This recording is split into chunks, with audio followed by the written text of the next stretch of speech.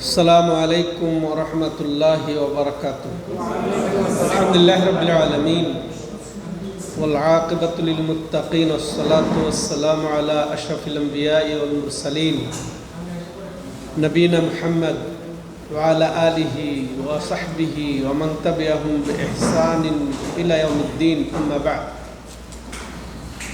সম্মানিত দূরের ও কাছের দর্শক ও শ্রোতা মণ্ডলী, আল্লাহ রাব্বুল আলামিনের অশেষ মেহেরবানিতে আমরা শুরু করতে যাচ্ছি আজ 6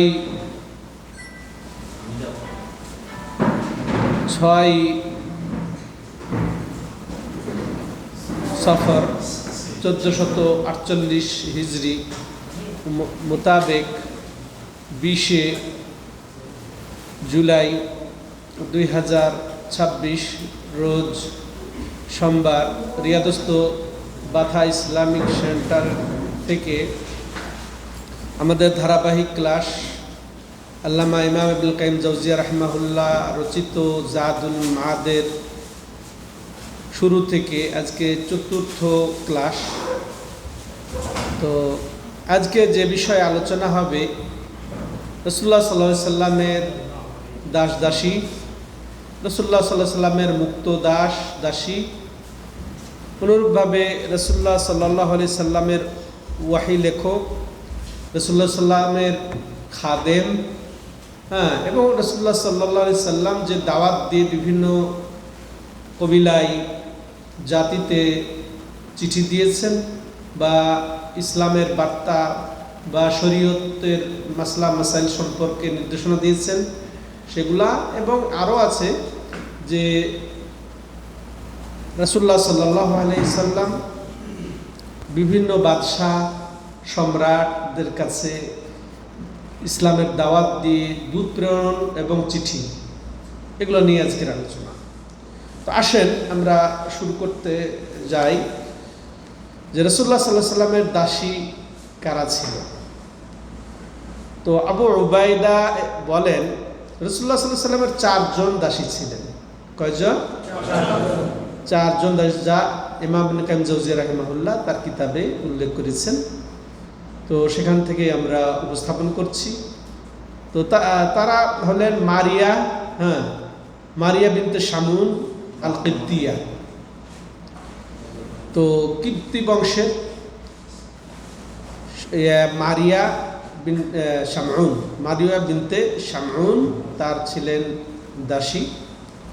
তো এই মারিয়াকে তিনি উপহার লাভ করেন। এই মারিয়াকে দাসী হিসেবে তিনি গ্রহণ করাই ও তার গর্ভেই তো ইব্রাহিম, যে তার শেষ ছেলে, মদিনাতে 8ম হিজরিতে হয়েছিল, সে ইব্রাহিম তো জন্ম হয়েছিল। তো দ্বিতীয় ছিল রায়হানা। তো রেহানা বিনতে যায়েদ আল কুরাশি। তো ইনিও ছিলেন, তাকেও দাসী হিসেবে গ্রহণ করেছিলেন। আর আসলে মারিয়ার কথা যেটা বললাম, প্রথম দাসী, তিনি মিশরের বাদশার থেকে কাউকাস থেকে হাদিয়া পেয়েছিলেন। মিশরের বাদশাহ থেকে তিনি মারিয়াকে হাদিয়া হিসেবে পেয়েছিলেন। তো তাকে দাসী হিসেবে রেখেছিলেন। তার ঘরে ইব্রাহিমের জন্ম। আর রায়হানার কথা বললাম, রায়হানা দ্বিতীয় দাসী, যার বাবার নাম হচ্ছে যায়েদ আল কুরাশি। এরপরে আমরা দাসী হিসেবে যার কথা জানবো যে জামিলা নামে একজন দাসী ছিল। এরপরে চতুর্থ হচ্ছে জায়নাব বিনতে জাহশের দেওয়া। জায়নাব বিনতে জাহশ তো রাসূলুল্লাহ সাল্লাল্লাহু আলাইহি স্ত্রী ছিলেন। তার পক্ষ থেকে দেওয়া দাসী, সে এই 4টি দাসী। এবার এই পর্যায়ে আমরা শুনব মুক্ত দাস। রাসূলুল্লাহ সাল্লাল্লাহু আলাইহি ওয়াসাল্লাম যাদেরকে মুক্ত করেছিলেন তাদের বর্ণনা। পুরুষদের মধ্যে তিনি যায়েদ বিন সাবিত জায়েদ ইবনে হারিস আর জায়েদ ইবনে হারিস বা জায়েদ বিন হারিসা বিন শুরাহিল, এটা তার মুক্ত দাস জায়েদ। ইনি একজন সম্মানিত সাহাবী যার নাম কোরআনে আছে। সাহাবীদের মধ্যে মহিলা হোক আর পুরুষ হোক, সাহাবীদের মধ্যে একজনের নাম কোরআনে রয়েছে সে কে? এই জায়েদ, যিনি দাস। দেখেন তার মর্যাদা আল্লাহ রাব্বুল আলামিন কোরআনে দিয়েছেন এবং সেটা কিয়ামত কাল পর্যন্ত পড়া হবে। ওই যে আমরা রাসূলুল্লাহ সাল্লামের স্ত্রী জাইনাব বিনতে জাহশের কথা শুনেছি, যে তিনি তার অন্য সতীনদের সাথে, রাসূলুল্লাহ সাল্লাম অন্য স্ত্রীদের সাথে গর্ব করতেন যে তোমাদের বিয়ে দিয়েছেন তোমাদের পরিবার রাসূলুল্লাহর সাথে, আর আমার পরিবার দিয়েছেন স্বয়ং সাত আকাশ থেকে আল্লাহ রাব্বুল আলামিন। তো সেই ওনার কথা বলছি যে সেই কিসের কখন জায়েদ বিন হারেসা যখন তাকে তালাক দিয়েছিলেন, তখন আল্লাহ রাব্বুল আলামিন তার বিয়ে দিয়েছিলেন রাসূলুল্লাহ সাল্লাল্লাহু আলাইহি ওয়াসাল্লামের সাথে। ঠিক আছে, এটা আমরা জেনেছি। তো উসামা, এরপরে ওই জায়েদ বিন হারেসা রাদিয়াল্লাহু তাআলা আনহু, তিনি রাসূলুল্লাহ সাল্লামের ছিলেন অত্যন্ত প্রিয় পাত্র। রাসূলুল্লাহ সাল্লাম তাকে মুক্ত করে দিয়েছিলেন এবং নিজে উম্মু আইমান নামক তার এক মুক্ত দাসীর সাথে বিয়েও দিয়েছিলেন। জায়েদ বিন ওনাকে মুক্ত দিয়েছেন, আবার তার আরেকটা মুক্ত দাসী উম্মু আইমানের সাথে জায়েদের বিবাহ দিয়েছিলেন। এই জায়েদ এবং উম্মু আইমানের ঘরে কে জন্মগ্রহণ করেছিলেন? প্রখ্যাত সাহাবী উসামা রাদিয়াল্লাহু তাআলা আনহু, উসামা বিন জায়েদ বিন হারেসা বিন শরাহিল।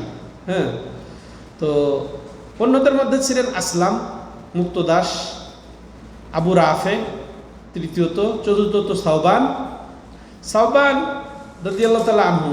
ইনি একটা গুরুত্বপূর্ণ হাদিস বর্ণনা করেছেন, যেটা আমরা অনেক সময় শুনে থাকবেন, যে তিনি বর্ণনা করেছেন যে রাসূলুল্লাহ সাল্লাল্লাহু আলাইহি ওয়াসাল্লাম বলেছেন, লা তাযালু তায়ফাতুম মিন উম্মতি যাহিরিনা আল হক লা ইয়াদুরুহুম মান খাযালাহুম হাত্তা ইয়াতি আমরুল্লাহ। সহিহ মুসলিমে যে রাসূলুল্লাহ সাল্লাল্লাহু আলাইহি ওয়াসাল্লাম বলছেন যে আমার উম্মত একটি দল, আমার উম্মতের একটা ছোট্ট দল কিয়ামত কাল পর্যন্ত হকের ওপরে সুপ্রতিষ্ঠিত থাকবেনি, অটল থাকবেনি। হ্যাঁ, তো যারা তাদেরকে অপমানিত করতে চাইবে, বিরোধিতা করতে চাইবে, তাদের এই বিরোধিতা, তাদের এই হিংসা তাদের ক্ষতি করতে পারবে না কিয়ামত কাল পর্যন্ত। তো এই সাওবান রাসূলুল্লাহ সাল্লাল্লাহু আলাইহি ওয়াসাল্লামের মুক্ত দাস। তো তিনি এই হাদিসের বর্ণনা করেন। মহিলাদের মধ্যে ছিলেন মুক্ত দাসী সালমা, এটা আবু রাফের স্ত্রী, এবং মাইমুনা বিনতে সাদ। হ্যাঁ, এই ছিল রাসূলুল্লাহ সাল্লাল্লাহু আলাইহি ওয়াসাল্লাম মুক্ত দাস বা দাসী। এবং আমরা এরপর শুনবো যে তার খাদেমদের বিবরণ। খাদেম অনেক ছিলেন, তার মধ্যে আমরা জানবো 8 জনের কথা। তো রাসূলুল্লাহর খাদেমের মধ্যে উল্লেখযোগ্য হচ্ছে আনাস বিন মালিক রাদিয়াল্লাহু তাআলা আনহু। তো তিনি রাসূলুল্লাহ সাল্লাম যখনই মদিনায় হিজরত করলেন, তখন আনাসের মা রাসূলুল্লাহ সাল্লামের কাছে এসে বললেন যে এই যে হচ্ছে হাদা আনাস ইবনে মালিক, এই হলো আনাস বিন মালিক, আমি আপনাকে এই আনাসকে হাদিয়ে দিয়ে দিলাম, উপঢৌকন দিয়ে দিলাম, যে এই আশায় যে সে আপনার খেদমতে থাকবে। বাস, সৌভাগ্যবান হয়ে গেল আনাস। দেখেন রাসূলুল্লাহ সাল্লামের মৃত্যু পর্যন্ত, রাসূলুল্লাহ সাল্লামের মদিনার জীবন কয় বছরে? 10 বছর। তো 10 বছরই তিনি একের শুরু বছর থেকে মৃত্যু পর্যন্ত রাসূলুল্লাহ সাল্লামের খেদমত করেছেন, সৌভাগ্যবান ব্যক্তি। তো উনিও এরকমও বলেছেন যে আমি রাসূলুল্লাহ সাল্লামের 10 বছর খেদমত করেছি, কখনো তিনি আমাকে এরকম বলেন নাই যে হে আনাস তুমি এটা করলে কেন বা এটা করলে না কেন, এরকম কোনো কথাও বলেন না। তাহলে তিনি, আর এটাই তো আল্লাহই তো স্বয়ং তার সাক্ষী যে লাকাদ কানা লাকুম ফি রাসূলিল্লাহি উসওয়াতুন হাসানাহ বা ওয়া ইন্নাকা লাআলা খুলুকিন আযীম, যে নিশ্চয়ই আপনি সর্বোত্তম চরিত্রের মধ্যে আছেন, সর্বোত্তম চরিত্রের অন্তর্ভুক্ত। আর তাকেই আল্লাহ রাব্বুল আলামিন আমাদের জন্য মডেল, আদর্শ বানিয়ে নিয়েছেন। সেই আদর্শ মডেলই আমরা কিন্তু ধারাবাহিকভাবেই ওই তরিকা, ওই সুন্নতি কিন্তু ধারাবাহিকভাবে শুনছি। যে এই কিতাবের নাম কি? জাদুল মাআদ, লা হাদি খায়রুল ইবাদ।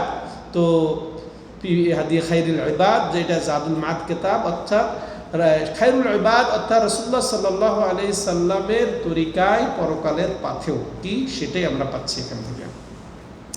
তো আনাস বিন মালিক রাদিয়াল্লাহু তাআলা আনহু। এরপরে ছিলেন আর আব্দুল্লাহ ইবনে মাসউদ। ইনি ছিলেন, আনাস বিন মালিক ছিলেন বাড়ির নিত্য প্রয়োজনীয় জিনিসের যোগানদাতা।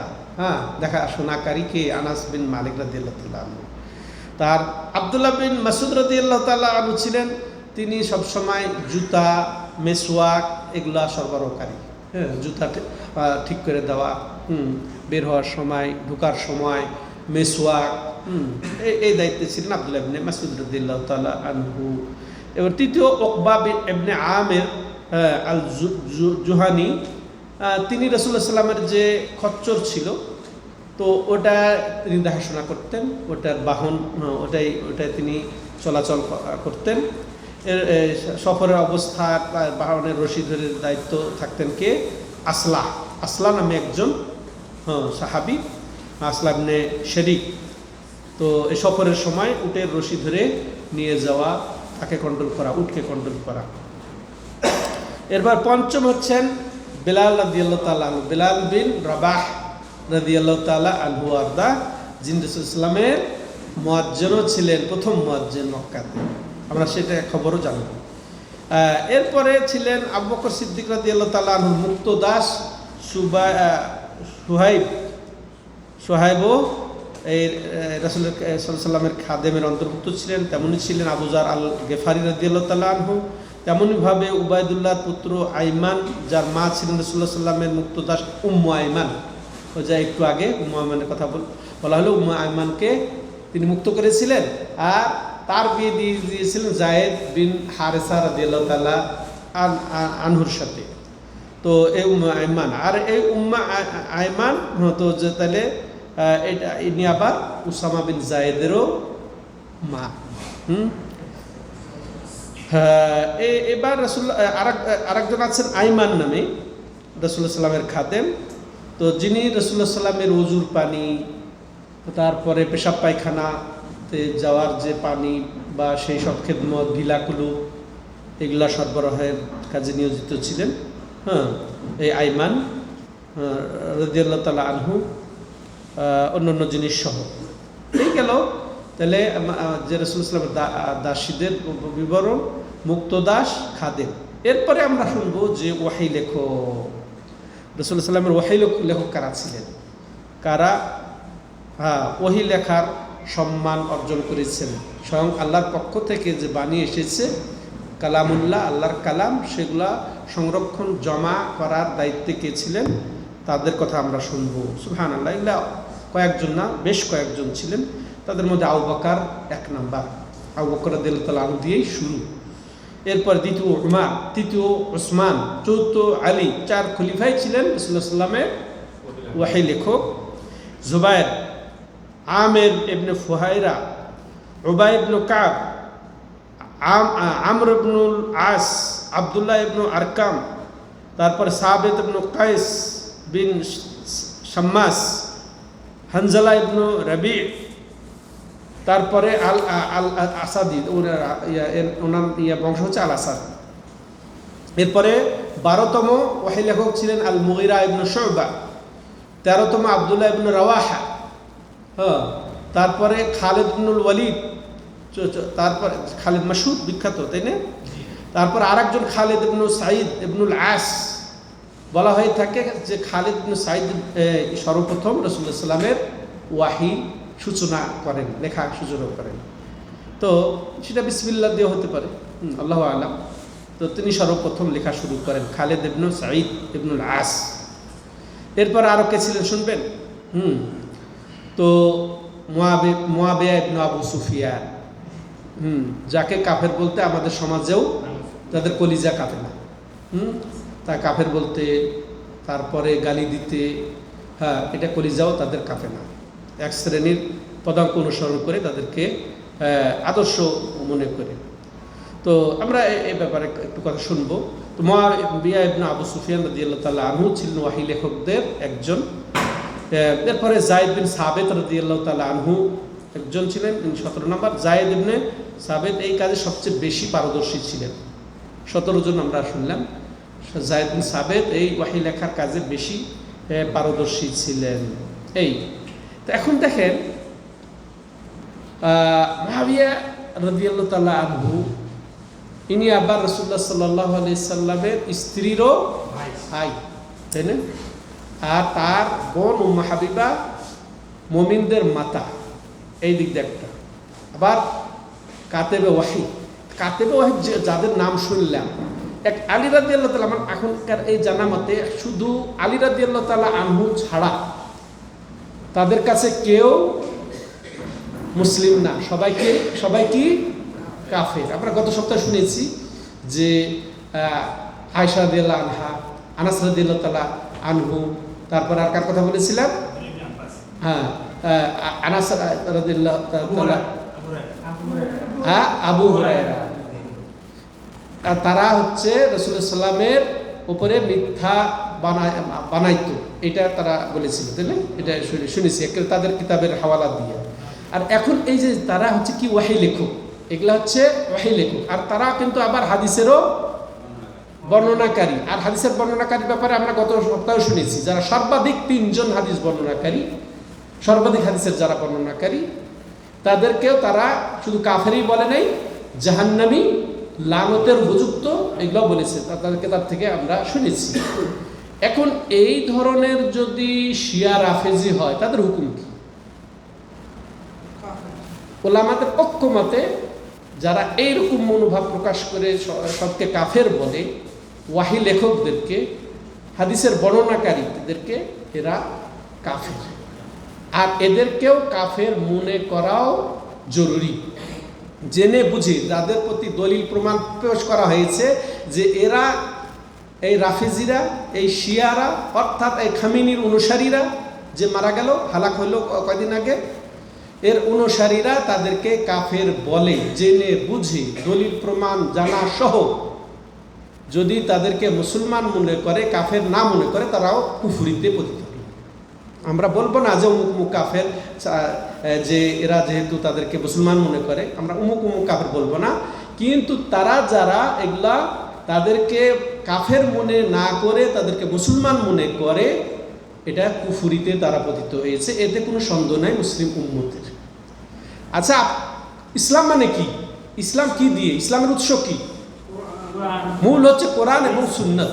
তো কোরআন সুন্নতের যারা সংকলনকারী, জমাকারী, বর্ণনাকারী, এরাকে যদি কাফের বলে, তারা কেমনে মুসলমান হয়? তারা কোন ইসলাম পালন করে? তাদের কাছ থেকে তাহলে কোরআন অবিকৃত নয়, বিকৃত। আর এই হাদিসের যারা বর্ণনাকে তারা হচ্ছে কাফের, আর যারা বর্ণনা, দেখেন এখন আমরা সরাসরি শুনবো শাইখ বিন বাজ রাহিমাহুল্লাহর ফতোয়া এই ক্ষেত্রে। তাকে জিজ্ঞাসা করা হয়েছিল যে রাফেজি শিয়ারা, এদেরকে যারা কাফের মনে করে না তাদের হুকুম কি? এদেরকে যারা কাফের মনে করে না তাদের হুকুম কি?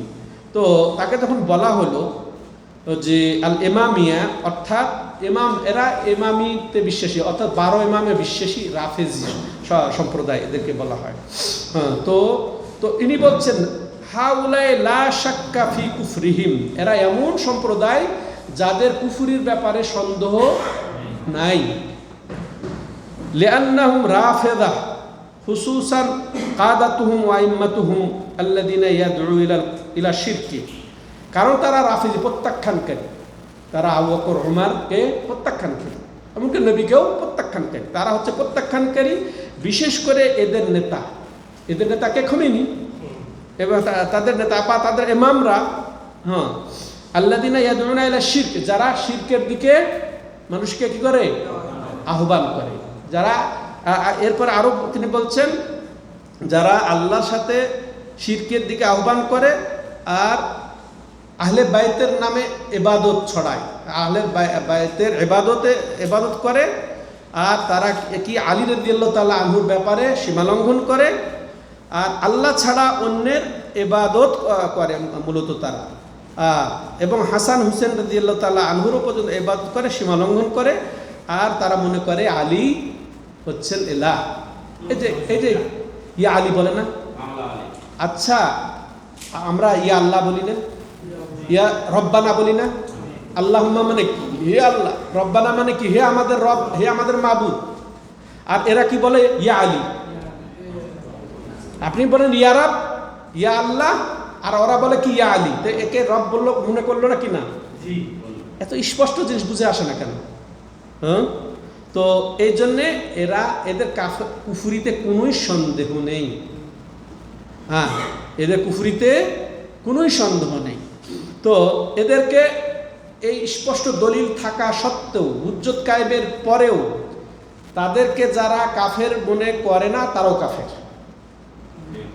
এখন একটা জিনিস বাকি থাকলো, নির্ধারিতভাবে আমরা কাউকে কাফের বলবো না, যে এই বক্তা, এই লোক, হ্যাঁ, ওদেরকে কাফের বলে না, হ্যাঁ, আমরা বলবো না যে ও কাফের, হ্যাঁ, ও কুফরি করেছে, এখন ওর হিসাব আল্লাহ। ও যদি শেষ পর্যন্ত ওই নীতির ওপরে দলিল প্রমাণ জানা সহ, বুঝা সহ, শোনা সহ, দলিল প্রমাণ সহ, শোনা সহ ও যদি ওই অবস্থায় মারা যায়, ও কুফরির মারা যাবে, এতে কোনো সন্দেহ থাকবে না। আল্লাহুল মুস্তাআন। হ্যাঁ,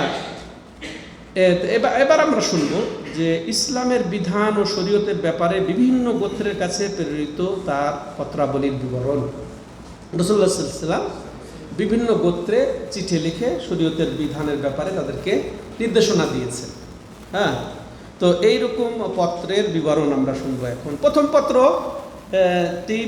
ছিল জাকাত সম্পর্কে, জাকাত এবং সাদকা সম্পর্কে, যেটা আবু বকর রাদিয়াল্লাহু তাআলা আনহুর কাছে সংরক্ষিত ছিল। আবু বকর রাদিয়াল্লাহু তাআলা আনহু এই পত্র করে আবার আনাস বিন মালিক রাদিয়াল্লাহু তাআলা আনহুকে বাহরাইনের গভর্নর করে পাঠিয়ে এই পত্র পাঠান তিনি তার কাছে। ঠিক আছে, আর সেটাই আজকেও জমহুর ওলামায়ে কেরামের নিকটে আমাদের জাকাত নীতি। ঠিক আছে, এটা রাসূল থেকে দিলে চলে আসছে, ওই যেটা পত্র পাঠিয়েছিলেন বা লিখেছিলেন তিনি, হ্যাঁ, আবু বকর রাদিয়াল্লাহু তাআলা আনহুকে, সেটাই আবু বকর রাদিয়াল্লাহু তাআলা আনহু বাহরাইন গভর্নরকে, হ্যাঁ, পাঠিয়েছিলেন। সম্মানিত দর্শক ও শ্রোতা মণ্ডলী, এবার তৃতীয় পত্র ছিল ইয়ামেনের অধিবাসীদের কাছে পাঠানো। সেটা আবু বকর বিন আমর বিন হাজম তার পিতা ও দাদার সূত্র থেকে এটা আছে এই পত্রটা।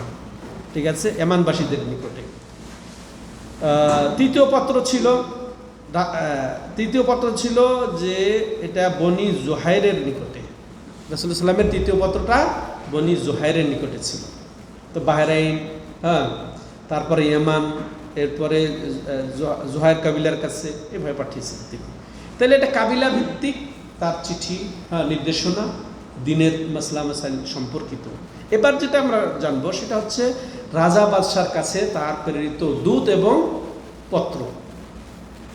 তো রাসূলুল্লাহ সাল্লাল্লাহু আলাইহি ওয়াসাল্লাম হুদায়বিয়ায় যখন বাধাগ্রস্ত হলেন 6 হিজরিতে, তো সেখান থেকে ফিরে তিনি সিদ্ধান্ত নিলেন যে এই আশপাশের বা যত বিশ্বের রাজা, বাদশাহ, সম্রাট, রাষ্ট্রপ্রধান, এদের কাছে ইসলামের দাওয়াত দেবেন এবং দূত প্রেরণ করে তিনি সেটা করেছিলেন, সেটা বাস্তবায়ন করেছেন। যখন তিনি এই সিদ্ধান্ত নিলেন তখন তাকে জানানো হলো যে আপনি চিঠি পাঠাবেন, ঠিক আছে, রোম সম্রাটের কাছে, পারস্য সম্রাটের কাছে, কিন্তু এদের যে নীতি, এরা এমনি শুধু লেখা, হাতের লেখা চিঠি গ্রহণ করবে না, এতে সিল থাকতে হবে, এতে মোহর থাকতে হবে।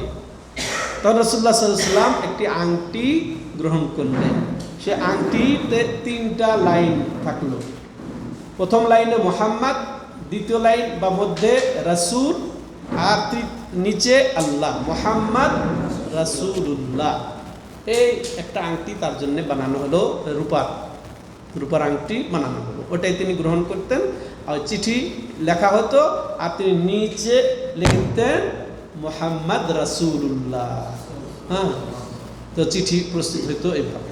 তো তিনি প্রথম বছরই তিনি 6 জনকে নির্ধারণ করলেন 6 দিকে পাঠানোর জন্য, চিঠি নিয়ে 6 পাঠানোর জন্য।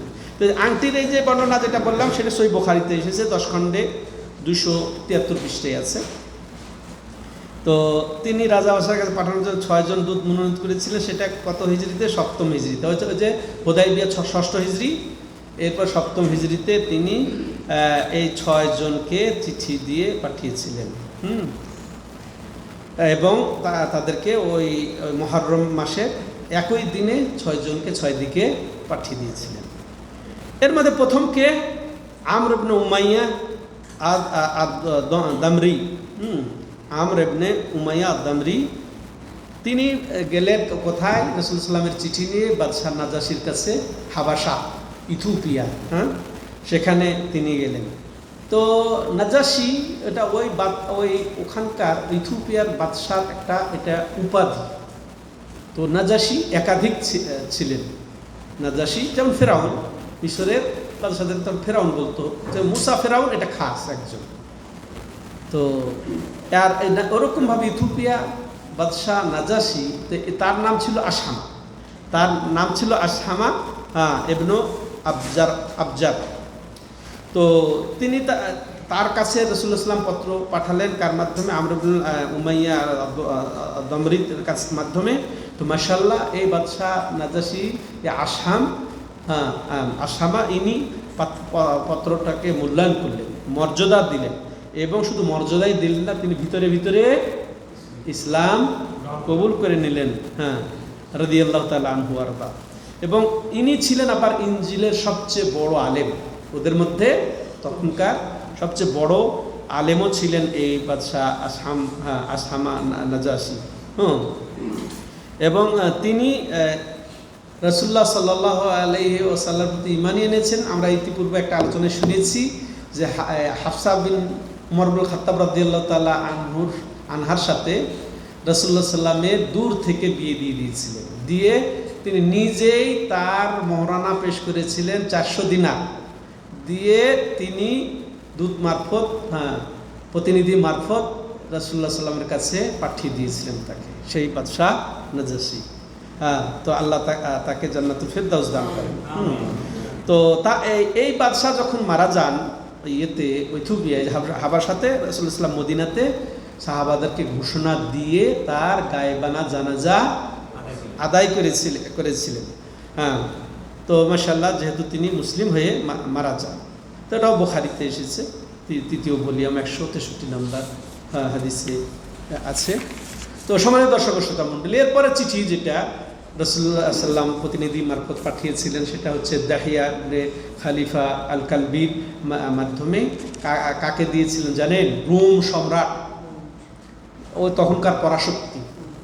হ্যাঁ, তখনকার একজন পরাশক্তিকে রোম সম্রাট কাইসার, রোম সম্রাট কাইসার, যার ছিল কি হেরাক্লু, হ্যাঁ,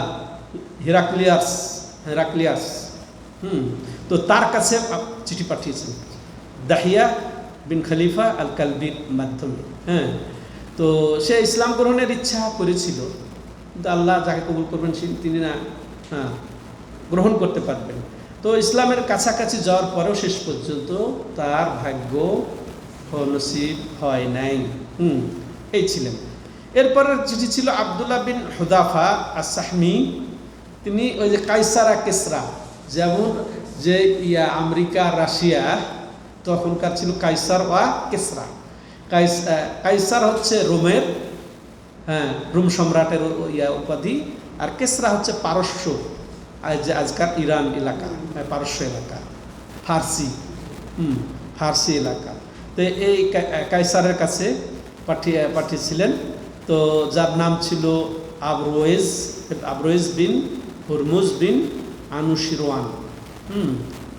তো নবী সাল্লাল্লাহু আলাইহি সাল্লামের এই পত্রটি সে কি করে জানেন? দাম্ভিক, এখনকার খামিনি, তখনকার ওই তো তো এই কি করেছিল, টুকরা টুকরা করে ছিঁড়ে ফেলেছিল। রাসূলুল্লাহ সাল্লামের এই চিঠি টুকরা টুকরা করে ছিঁড়ে ফেলে দিয়েছিল। তো রাসূলুল্লাহ সাল্লাম শুনে সঙ্গে সঙ্গে বদদোয়া দিয়ে দিয়েছিলেন, হে আল্লাহ, তুমি তার সাম্রাজ্যকে টুকরো টুকরো করে দাও।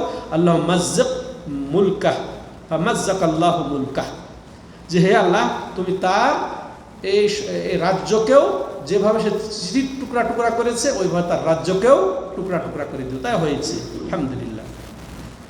এখন আল্লাহ রাব্বুল আলামিন যেন আমাদেরকে এই তাদের অধ্যত্বপনা, মুসলিমদের বিরুদ্ধে যে লড়াই, মুসলিমদেরকে হত্যা যা করছে, আল্লাহ রাব্বুল আলামিন তাদের তা প্রাপ্য, উপযুক্ত প্রাপ্য বুঝিয়ে দিয়ে আল্লাহ আমাদেরকে তুমি আমাদের অন্তর ঠান্ডা করো, আমিন। তো এইগুলা এই বর্ণটা সহিহ বুখারীতে এসেছে, সহিহ বুখারীতে এসেছে। এরপরে যে পত্রবাহক হাতেব ইবনে আবি বালতা আল মুকাওকাস, তো ইনি তাকে প্রেরণ করা হয়েছিল। তো জুরাইজ বিন মুনা হ্যাঁ, যিনি ছিলেন আলেকজান্ডারিয়ার শাসক, আলেকজান্ডারিয়া তার শাসক ছিলেন, কিপ্তিদের তিনি প্রধান ছিলেন। তার কাছে হাতেব বিন আবি বালতা আল মুকাওকাস, তাকে তিনি পাঠিয়েছিলেন। সে ভালো কথাই বলেছিল, তিনি ভালো কথাই বলেছিলেন। এই যদিও ইসলাম কবুলের ভাগ্য হয় নাই, কিন্তু সে অভদ্র ছিল না, তিনি শুভেচ্ছা বিনিময় করেছেন। হ্যাঁ, তো সত্যের নিকটবর্তী হয়ে গেছিলেন তিনি, কিন্তু ইসলাম কবুল হয় নাই। তো নবী সাল্লাল্লাহু আলাইহি ওয়াসাল্লামের জন্য আবার পর্যাপ্ত হাদিয়া পাঠিয়েছিলেন তিনি রসুলের জন্যে পত্র পেয়ে ইসলাম কবুল না করলে ওটা ভাগ্য, আল্লাহর এটা ইচ্ছা, তাই না? পর্যাপ্ত হাদিয়া পেশ করেন। এই দেখেন, এখন আপনারা পাবেন একটা। তো তিনি রাসূলুল্লাহ সাল্লামের নিকটে মারিয়া, ওই মারিয়া কিপ্তিয়া, হ্যাঁ, যাকে তিনি দাসী হিসেবে গ্রহণ করেছিলেন, তার ঘরে কে জন্ম নিয়েছিল? ইব্রাহিম। 8ম হিজরিতে ইব্রাহিম জন্মগ্রহণ করেছিল, এই মারিয়া। তো এই যে এই কিপ্তিয়া, এই যে এই বাদশার নাম কি বললাম, যে জুরাইজ বিন মুনা, তার ছিল আলেকজান্ডারিয়ার যিনি শাসক ছিলেন এবং কিপ্তিদের প্রধান। মারিয়া কিপ্তিয়া, ওই বংশে কিপ্তিদের প্রধান ছিলেন। তো তিনি রাসূলুল্লাহ সাল্লামের কাছে এই যে মারিয়া এবং মারিয়ার আরো 2 বোন কে হাদিয়া হিসেবে পাঠান। 2 বোন, মারিয়া, শিরিন, কাইসারা, উপহার স্বরূপ পাঠিয়েছিলেন। নবী সাল্লাল্লাহু আলাইহি ওয়াসাল্লাম মারিয়াকে দাসী হিসেবে গ্রহণ করেছিলেন, আর শিরিনকে দান করেছিলেন রাসূলুল্লাহ সাল্লাল্লাহু আলাইহি ওয়াসাল্লামের একজন কবি ছিলেন, হাসান বিন সাবেত। হ্যাঁ, হাসান বিন সাবেতকে তিনি ওই শিরিনকে উপহার দিয়েছিলেন, এবং তাকে আরও একজন দাসী দেওয়া হয়েছিল। এরপর আরও কি দিয়েছিলেন জানেন? 1000 মিসকাল স্বর্ণ, আর মিশরের তৈরি 20টি খুব সুন্দর সূক্ষ্ম সাদা কাপড় দিয়েছিলেন তিনি। হ্যাঁ, দেখেন তথ্য। এরপরে আবার সাদা ধূসর বর্ণের একটা খচ্চরও দিয়েছিলেন, যার নাম দুলদুল। নাম শোনেন না? দুলদুল ঘোড়া, তো এটা আসলে খচ্চর, দুলদুল। একটা ধূসর বর্ণের গাধাও দিয়েছিলেন, আবার একটা ঘোড়াও দিয়েছিলেন, ঘোড়ার নাম ছিল লিজাজ। আর একটা এমন গোলাম দিয়েছিলেন যে আসলে খাসি করা গোলাম, হ্যাঁ, তার নাম ছিল মাবুর। আর এটা ছিল যে মারিয়ার, এই যে এটা ছিল যে সে ছিল আসলে মারিয়া কিপ্তিয়ার যে তার চাচাতো ভাই। এছাড়াও তিনি কাচের একটা পাত্র দিয়েছিলেন, মধু দিয়েছিলেন তার সাথে। এতগুলো হাদিয়া রাসূলুল্লাহ সাল্লামকে দিয়েছিলেন এই পত্র পেয়ে। হ্যাঁ, এরপরে আসেন আমরা আরও যাদের কাছে রাসূলুল্লাহ সাল্লাম পত্র পাঠিয়েছিলেন, সেটা হচ্ছে আমর ইবনুল আসের মাধ্যমে এই জালান্দারের 2 ছেলের কাছে পত্রটা পাঠিয়েছিলেন রাসূলুল্লাহ সাল্লাম। কার মাধ্যমে? আমর ইবনে আস রাদিয়াল্লাহু তাআলা আনহুর মাধ্যমে। জালান্দারের 2 পুত্র, জাইফার এবং আব্দুল্লাহ, আমর বিন আল আস, তার পত্র বহনকারী। তারা উভয় ইসলাম কবুল করে, মাশাআল্লাহ। এই 2 ভাই ইসলাম কবুল করেন। তো দেখেন আসছে মাশাআল্লাহ যে ইসলাম কবুলও করেছেন অনেকে, যেমন প্রথম যে বাদশাহ নাজাশী, সেও ইসলাম কবুল করেছে। এই যে এখন শুনলাম আমরা 2 ভাইয়ের কাছে পাঠিয়েছিলেন, তো সেটা তারাও 2 ভাই সত্যকে বিশ্বাসও করেছিলেন, এবং তারা যাকাত আদায় ও পারস্পরিক বিচার ফয়সালার দায়িত্বে আমর ইবনে আসকে দায়িত্ব দিয়েছিলেন এবং সহযোগিতা করেছিলেন। নবী সাল্লাল্লাহু আলাইহি ওয়াসাল্লামের ওফাতের খবর পৌঁছানো পর্যন্ত আমর তাদের মাঝেই অবস্থান করছিলেন। এরপরে পত্র বহনকারী ছিলেন আলা ইবনুল হাদরামি। কার কাছে? যে বাহরাইনের বাদশাহ, বাহরাইনের কাছে এটা পাঠানো হয়েছিল। এর বর্ণনা কি? তিনি আল জিরানা থেকে ফেরার পথে এই কাজটা করেছিলেন রাসূলুল্লাহ সাল্লাল্লাহু আলাইহি ওয়াসাল্লাম মক্কা বিজয়ের পূর্বেই। বাহরাইনের শাসক মুনজির বিন সাওয়া আল আবদির নিকট এটা গেছিল। ফলে সে ইসলাম গ্রহণ করে, সেও ইসলাম গ্রহণ করে এবং সত্যকে স্বীকার করে নেয়, মাশাআল্লাহ। 7ম যেটা পত্র ছিল আরও অন্য, তো 6টা তো একদিনই করেছিলেন, পরেও যেগুলো করেছিলেন সেটা মুহাজির বিন আবি উমাইয়া আল মাখজুমি, তো হারেস ইবনে আব্দুল কালাল ইয়ামানে এটা পাঠানো হয়েছিল রাসূলুল্লাহ সাল্লামের মাধ্যমে। তো এরপরে কোলাল হিমিয়ারি সেটা ছিল। এরপরে এ ইসলাম কবুল করেনি বটে, কিন্তু চিঠিকে প্রত্যাখ্যানও করে নাই, বেয়াদবি করে নাই। তো বলেছিল কি যে আনজুর হাদাল আমর, তো তিনি বলেছিলাম বিষয়টা ভেবে দেখব। তিনি কি বলেছিলেন? বিষয়টা আমি ভেবে দেখব। এরপরে আবু মুসা আল আশারি মুআদ ইবনে জাবাল রাদিয়াল্লাহু তাআলা আনহুকে ইয়ামানে পাঠিয়েছিলেন। হ্যাঁ, ইয়ামানে পাঠিয়েছিলেন সেই তাবুক থেকে প্রত্যাহারের সময়। পরে সেখানকার সাধারণ মানুষের কাছে এই চিঠিটা গেছিল। সাধারণ মানুষ মাশাআল্লাহ ইসলাম কবুল করেছিলেন, তারা স্বেচ্ছায়, হ্যাঁ স্বেচ্ছায় ইসলাম কবুল করেছিলেন। এরপরের পত্র ছিল আমর ইবনে উমাইয়া আদ-দামরি, কার কাছে? মুসাইলামা ইবনুল কাযযাবের কাছে। মুসাইলামা ইবনুল কাযযাব, যেটা ইয়ামামা, এই যে এখান পর্যন্ত রাসূলুল্লাহ সাল্লাল্লাহু আলাইহি ওয়াসাল্লাম পাঠিয়েছিলেন দুইজনের মাধ্যমে। একটা আমর ইবনে উমাইয়া আদ-দামরির মাধ্যমে, তো সেটাও সে প্রত্যাখ্যান করেছে।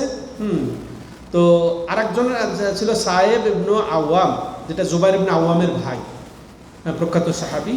তো সাহেব ইবনে আওয়ামের মাধ্যমেও তিনি পাঠিয়েছিলেন, কিন্তু দুইজনের চিঠিকে সে প্রত্যাখ্যান করেছে, ইসলাম কবুল করে নাই। এই ছিল রাসূলুল্লাহ সাল্লাল্লাহু আলাইহি ওয়াসাল্লামের বিভিন্ন রাষ্ট্রপ্রধান, বিভিন্ন দেশে দূত পাঠানো এবং চিঠি। হ্যাঁ, এবার আসি আমরা সংক্ষেপে, সেটা কি যে রাসূলুল্লাহ সাল্লাল্লাহু আলাইহি ওয়াসাল্লামের মুয়াজ্জিন। রাসূলুল্লাহ সাল্লামের মক্কায় মুয়াজ্জিন ছিলেন দুইজন, হ্যাঁ, মদিনায় ওরকমই। আচ্ছা, তো তার রাসূলুল্লাহ সাল্লামের যে মুয়াজ্জিনগণ, তার সংখ্যা ছিলেন 4 জন। মদিনায় ছিলেন 2 জন। বেলাল ইবনে রাবাহ রাদিয়াল্লাহু তাআলা আনহু, তিনি রাসূলুল্লাহ সাল্লাল্লাহু আলাইহি ওয়াসাল্লামের সর্বপ্রথম আযান দিয়েছিলেন। হ্যাঁ, আর দ্বিতীয় জন আমর ইবনে উম্মে মাকতুম, যে উম্মে মাকতুম অন্ধ সাহাবী, যার ব্যাপারে আপনারা অনেক হাদিস শুনেন না, যে উম্মে মাকতুম আয়েশা একবার রাসূলুল্লাহ সাল্লাল্লাহু আলাইহি ওয়াসাল্লাম যখন ডুবে গেছিলেন, তিনি আবার আযানও ছিলেন, মুয়াজ্জিনও ছিলেন। তো যে আমি তো বৃদ্ধ, বয়স্ক, অন্ধ, তো আমি কি বাড়িতে নামাজ পড়তে পারি? শুনেন নাই এটা? তো রাসূলুল্লাহ সাল্লাল্লাহু আলাইহি ওয়াসাল্লাম প্রথমে বললেন যে ঠিক আছে, যাও, তোমার এত ওযর। এরপর ফিরে চলে যাচ্ছে। ওই সময় রাসূলুল্লাহ সাল্লাল্লাহু আলাইহি ওয়াসাল্লামকে আবার আল্লাহর পক্ষ থেকে জানিয়ে দেওয়া হলো কি, হ্যাঁ, যে না, অনুমতি নেই। যে হাল তাসমাউন নিদা, তুমি কি আযান শোনো? তুমি বলছে নাম, আজিব, তাহলে তুমি মসজিদে আসো। সেই আমর ইবনে উম্মে মাকতুম, সেই আমর ইবনে উম্মে মাকতুম আল কুরাশি আল আমিরি রাদিয়াল্লাহু তাআলা আনহু, যিনি দৃষ্টি শক্তিবিহীন ছিলেন। মক্কায় ছিলেন আবু মাহজুরা রাদিয়াল্লাহু তাআলা আনহু, তার আসল নাম আউস ইবনে মুগিরা আল জুমাহি। আর কুবায় ছিলেন সাদ আল কারজ রাদিয়াল্লাহু আনহু, তিনি ছিলেন আম্মার ইবনে ইয়াসির রাদিয়াল্লাহু আনহুর মুক্ত করা দাস। এই ছিল মুয়াজ্জিনদের সংক্ষিপ্ত পরিচয়। সম্মানিত দর্শক ও শ্রোতা মণ্ডলী, আজকে আমাদের এ পর্যন্তই আলোচনা, যে আমরা রাসূলুল্লাহ সাল্লাল্লাহু আলাইহি সাল্লামের দাস দাসী, মুক্ত দাস দাসী, এগুলা সম্পর্কে জানা সহ খাদেমদের ব্যাপারে জানলাম, মহিলাদের কথাও জানলাম, এবং তার সাথে সাথে মুয়াজ্জিন কে ছিলেন সেগুলাও জানলাম সংক্ষিপ্ত আকারে, বিস্তারিত ব্যাখ্যা ছাড়াই। তো আল্লাহ রাব্বুল আলামিন আমাদের তার সম্পর্কে পুরোপুরি জেনে তাকে পূর্ণ অনুসরণের আমাদের আন্তরিকতা দান করেন, এবং আল্লাহ রাব্বুল আলামিন তার পূর্ণ মহব্বত করার তৌফিক দান করেন, এবং তার সম্মান রক্ষা করা, অর্থাৎ তার সুন্নতের সম্মান রক্ষা করার তৌফিক দান করেন। هذا وصلى الله على نبينا محمد وعلى آله وصحبه أجمعين. سبحانك اللهم وبحمدك أشهد أن لا إله إلا أنت أستغفرك وأتوب إليك.